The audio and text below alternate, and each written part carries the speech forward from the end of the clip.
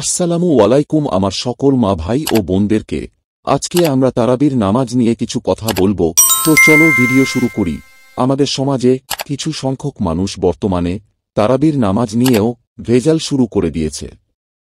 কিছু কিছু মানুষ বলে তারাবির নামাজ নাকি ৮ রাকাত পড়লেই হয়ে যায়। কিছু কিছু মানুষ আবার বলে তারাবির নামাজ ১২ রাকাত পড়লেই হয়ে যায়। আরে ভাই, এসব কি করছেন আপনারা? লাস্ট পর্যন্ত তারাবির নামাজ কেউ ছেড়ে দিলেন না। আপনারা যদি পড়তে চান না তাহলে পড়বেন না। কেন লোকদের মাঝে ভুল ধারণাকে সৃষ্টি করে দিচ্ছেন?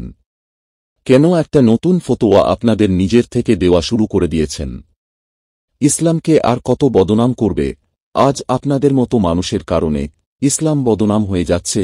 ইসলামকে মানুষ ঘৃণা করছে, অন্য ধর্মের মানুষ ইসলামকে ঘৃণা করছে। ইসলাম ধর্ম তো কখনো এরকম ছিল না। আজকে আপনাদের মতো মানুষের কারণে ইসলাম এত বদনাম হয়ে গেছে। আমার নবী হযরত মুহাম্মদ মোস্তফা সাল্লাল্লাহু আলাইহি ওয়াসাল্লামের জামানায় ইসলামকে কত ভালোবাসতেন সকল ধর্মের মানুষ। আজকে আমরা ইসলামকে নিজেই বদনাম করে যাচ্ছি। এসব কাজ থেকে আমরা সকল বিরত থাকব।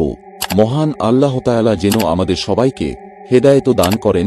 সকলে কমেন্টে আমিন লিখে দেবেন আর ভিডিওটা বেশি বেশি করে শেয়ার করবেন। দেখা হবে আরেকটা নতুন কোনো ভিডিওতে। ততক্ষণ পর্যন্ত ভালো থাকবেন, সুস্থ থাকবেন। ধন্যবাদ।